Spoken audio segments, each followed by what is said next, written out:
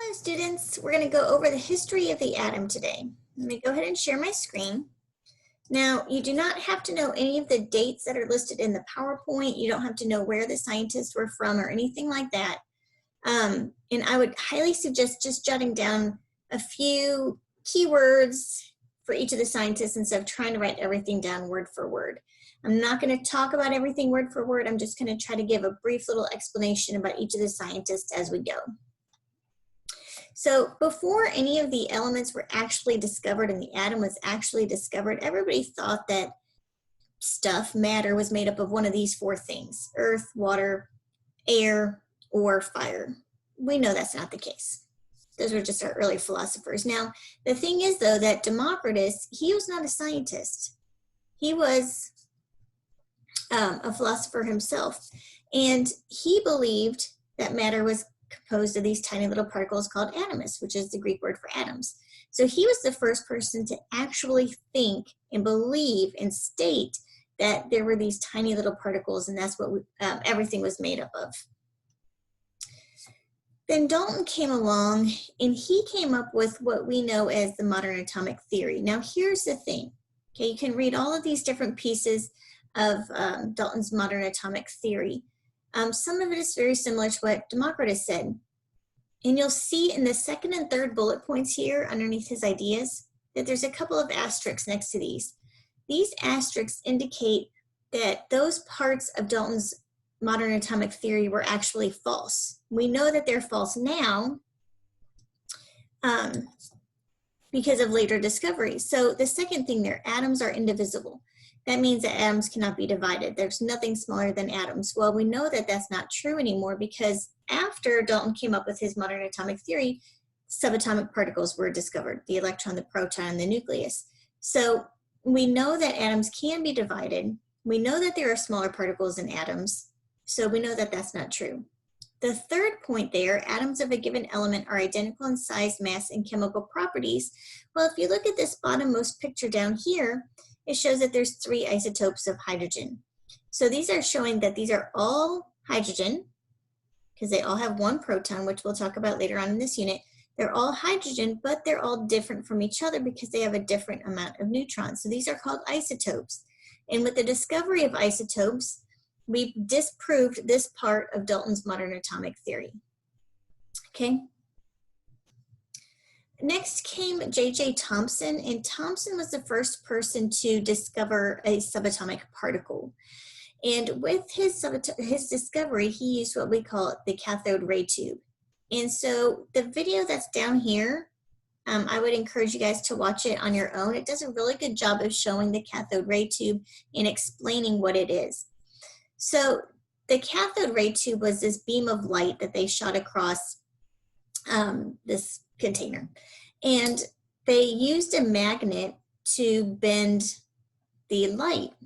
And when they saw that the light was bending, they knew that there was some kind of charge within the atom because it wouldn't bend otherwise. It was either attracted to or repelled from the magnet that they were holding up next to the beam.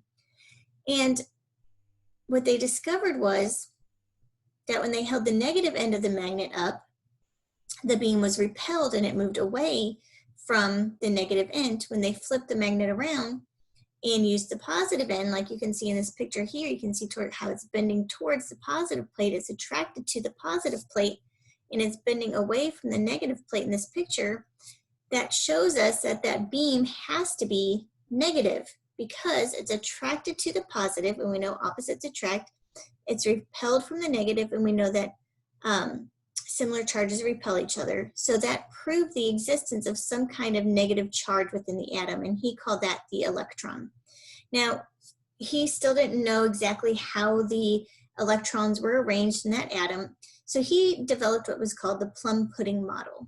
And plum pudding, he was English, and so plum pudding basically says that there was this overall positive charge in the atom, and then these electrons were just kind of sprinkled through it like plum pudding, where you had these basically raisin kind of things mixed in with the pudding itself.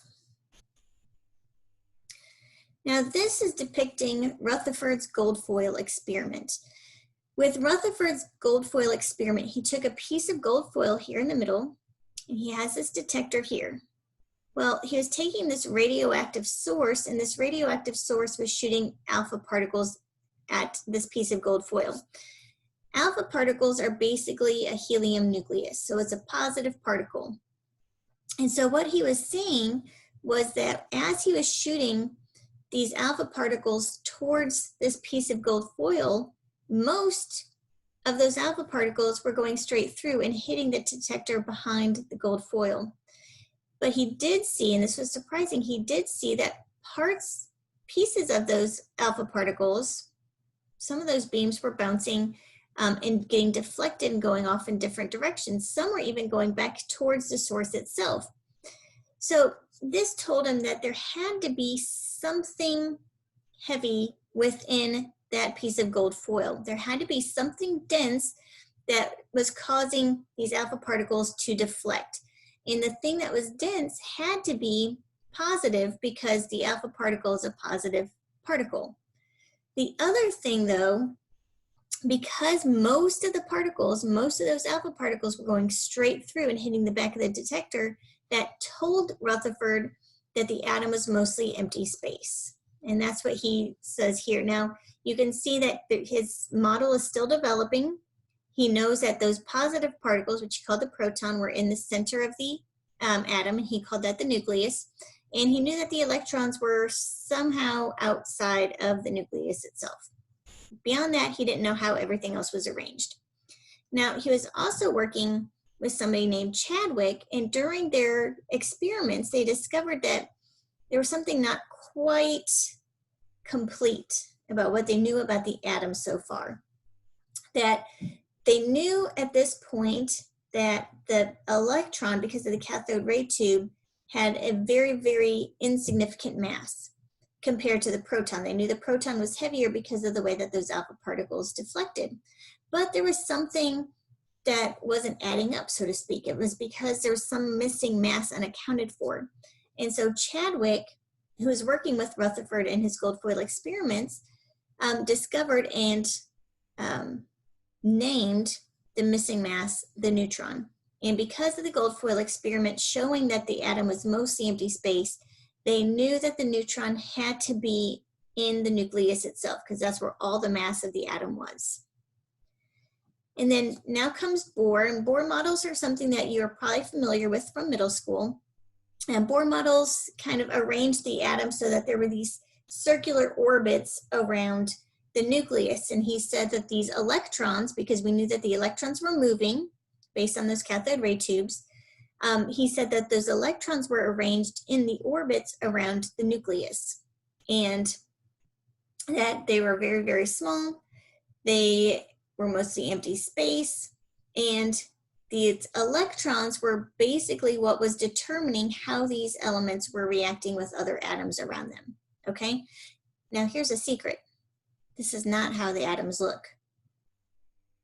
This is what they tell you guys in middle school, and we initially show you guys, but this is not actually how atoms look.